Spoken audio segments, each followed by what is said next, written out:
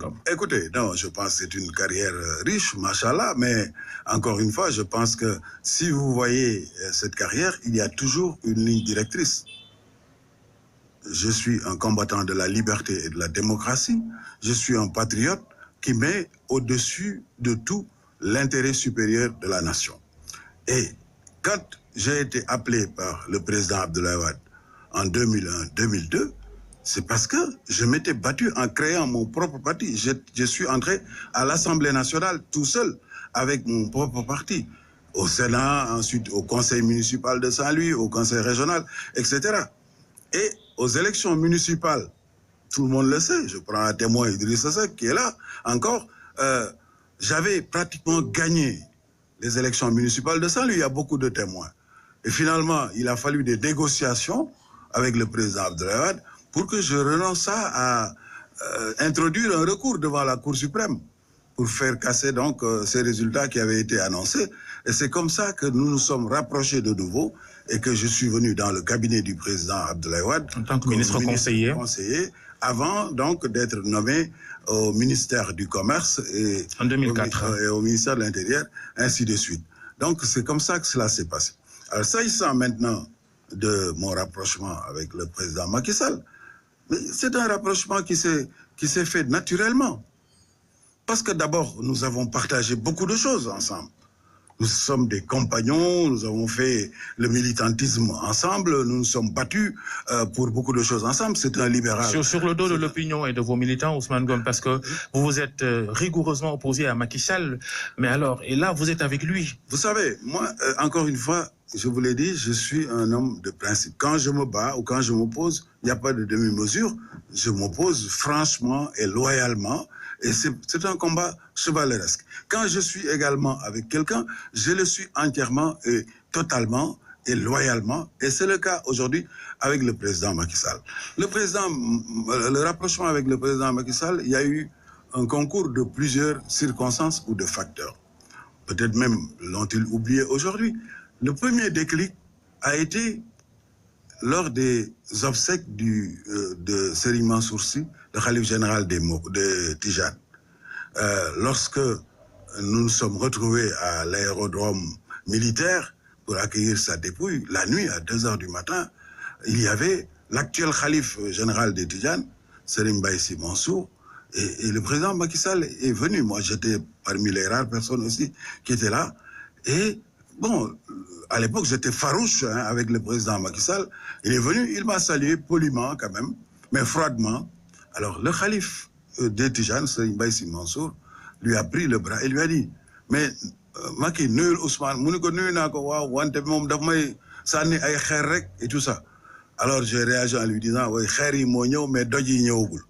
Alors, mais on a rigolé, ensuite, donc, on est parti, mais ça avait déjà décrispé l'atmosphère. Et le président Macky Sall, qui est un homme... Puisque vous parlez Wolof, vous avez dit, Macky Sall, pour vous rappeler que vous êtes farouchement opposé à lui, de vous pouvez lek Karim Wade na ko lek. Non, non. Alors, non, ça, c'est pas moi qui l'ai dit. Enfin, bon. Mais je vais dire simplement que... Alors, maintenant, ce que je voudrais dire simplement, c'est qu'après le président Macky Sall, qui est un homme intelligent et très fin, a profité d'une autre opportunité. Il y avait un événement familial. Il s'est déplacé en plein jour avec tout son staff et il est venu donc me dire, mais je viens... À l'occasion de la disparition de votre mère. De mon grand frère. De vos grands frères. Alors, mais après ça, il m'a dit, mais je suis venu te lancer un appel, te tendre la main, parce que je connais votre parcours, votre expérience, et vous n'avez pas le droit de rester sur la touche. Pourquoi je disais tout à l'heure que ça c'est sur le dos de l'opinion? Non, c'est pas sur le dos de l'opinion. Vous faites partie des personnalités de l'ancien régime citées dans la traque des biens mal acquis. On vous a même interdit de sortir du territoire sénégalais. Et d'ailleurs, en pleine interdiction de quitter le sol sénégalais, Macky Sall vous invite dans un voyage officiel en Guinée-Conakry, un pays que vous connaissez bien d'ailleurs. C'est peut-être la raison pour laquelle il vous a invité. Ce qui est scandaleux du reste, Ousmane Ngom, on vous interdit de sortir du territoire et c'est le président de la République qui vous amène dans son avion. Oui, alors là aussi, c'est un des fake news que vous avez, que vous sortez souvent d'ailleurs, mais je n'ai jamais eu à réagir parce que moi je suis un encaisseur J'attendais le jour J en me disant que de toute façon, on se rencontrera un jour. Parce que seules les montagnes ne se rencontrent pas pour régler cette question. Vous dites souvent que moi, j'étais sur la liste des personnes poursuivies pour la traque des biens mal acquis. Ce n'est pas le cas. Je vous demande de voir la liste du procureur spécial, comment il s'appelait encore, Alioune Ndao. Je vous demande de sortir cette liste et je vous défie même de sortir cette liste et de voir si vous y trouverez mon nom. Mon nom n'a jamais figuré sur la liste du procureur spécial Alioune Ndao. Il s'est agi tout simplement d'une enquête de patrimoine en ce qui me concerne. Et cette enquête de patrimoine a révélé qu'il n'y avait absolument rien dans mon dossier. Je n'ai jamais mis les pieds à la CREI. Jamais. Je ne connais pas la porte de la CREI. Jamais. Alors donc, après cette enquête de patrimoine, voilà ce qui s'est passé. Et c'est de la politique. Hein. Cette enquête de patrimoine, c'est la CREI qui l'a faite. Sinon, c'est la police même qui l'a faite, et la gendarmerie. Mais je vais simplement vous dire ce qui s'est passé en réalité. Pourquoi? Parce que c'était de la politique aussi, parce que à l'époque, j'étais l'empêcheur de tourner en rond, puisque comme vous l'avez dit et écrit d'ailleurs, aussi bien à RFM que dans vos autres organes de presse, j'étais en avant, à la tête du combat pour la défense de Karim Wade notamment. Et bon, non seulement je le faisais ici sur le territoire national, mais j'allais à l'étranger. Je suis allé à France 24 et dans d'autres télévisions du monde pour le défendre parce que pour moi c'était une question de principe. Nous étions dans la même formation politique. Alors, donc, il fallait un peu stopper cet ouragan qui se déplaçait partout pour aller défendre Karim Wade. Donc, le jour où je suis parti à France 24 pour donc faire cette interview, et quand je suis revenu le lendemain, bon, on a demandé la levée de mon immunité parlementaire, et c'est comme ça que cette enquête a été déclenchée. Mais finalement, on s'est rendu compte que cette enquête n'aboutirait à rien, puisque moi-même, j'ai eu, dès l'arrivée du président Macky Sall donc, au pouvoir, et dès le commencement de ces enquêtes de patrimoine, à faire publiquement, devant le tribunal de Dakar et devant le procureur, ma déclaration de patrimoine. Je l'ai fait publiquement. C'est publié par le journal L'Observateur. Vous pouvez le vérifier. Alors, j'ai fait publiquement donc... Vous vous êtes pas enrichi illicituement sous Abdoulaye Wade? Tout le monde le sait. Tout le monde sait que je ne me suis pas du tout enrichi. J'ai fait donc ma déclaration publique. Et elle a été confirmée par l'enquête de patrimoine. Karim Wade, sa condamnation pour enrichissement illicite par la CREI est-elle juste? Vous disiez avant de rallier Macky Sall, non, c'est injuste. Vous dites toujours la même chose. Non, moi, je respecte trop la justice, encore une fois, pour revenir sur ce qu'on peut appeler une décision de justice définitive. C'est ce qu'on appelle l'autorité de la chose jugée. Parce que je ne pouvais pas imaginer, moi, personnellement, qu'il y avait ces graves manquements, ces graves déviances. Je ne peux pas les partager, je ne peux pas les encourager.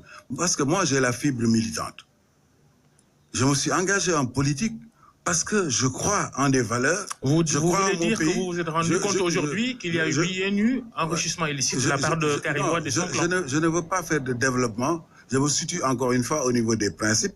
Mais je vous dis simplement que, en fin de compte, au bout du processus et avec la décision de justice qui est intervenue et qui est devenue définitive, je suis plus réservé par rapport à ce soutien que je ne l'étais hier. Ah bon? Voilà. Je le dis, et encore une fois, c'est par rapport au principe que j'ai, par rapport à la conception. Vous, le très proche d'Abdoulaye Wade, de sa famille, vous dites ça aujourd'hui? Non, absolument. Ça n'enlève. Vous êtes d'accord avec la justice que Karim Wade a fait de l'enrichissement illicite? Ça n'enlève en rien, encore une fois, mon affection pour le président Abdoulaye Wade. Mais là, vous lâchez Karim Wade doucement. Non, je ne le lâche pas du tout. Au contraire. Vous savez, moi, mon propre fils, s'il fait des choses qui sont répréhensibles, je dois être le premier à le réprimander et à l'empêcher donc de poursuivre. Parce qu'encore une fois, c'est comme ça qu'on peut construire le monde. On ne peut pas dire, voilà, parce que c'est mon fils ou parce que c'est mon frère, je vais fermer les yeux sur tout ce qu'il fait. Pendant que vous étiez aux affaires, vous vous êtes pas rendu compte que des choses pas catholiques se faisaient dans la gestion des affaires publiques, même si Karim Wade n'a pas été condamné pour détournement de deniers publics, mais pour enrichissement illicite. Écoutez, vous ne soupçonniez rien. Alors si vous êtes convaincu aujourd'hui que la justice a raison. Vous êtes en train comme on dit, d'épiloguer sur le sexe des gens, parce que, encore une fois, cette affaire est réglée aujourd'hui par la justice. La décision est devenue définitive. Elle est appliquée même. Elle est en train donc de se dérouler. Et je pense qu'il faut passer à autre chose. Le Sénégal ne commence pas avec Karim Wade. Il ne s'arrêtera pas aussi avec Karim Wade ou avec Ousmane Ngom. Le Sénégal est notre pays. Et notre pays à nous tous. Ngom, vous êtes avocat. S'il y a une instrumentalisation de la justice, comme le disent certains, notamment les adversaires du président actuel, on ne peut pas passer l'éponge, passer à autre chose. Il faut s'arrêter, s'interroger et voir comment faut-il faire pour qu'on n'instrumentalise plus la justice.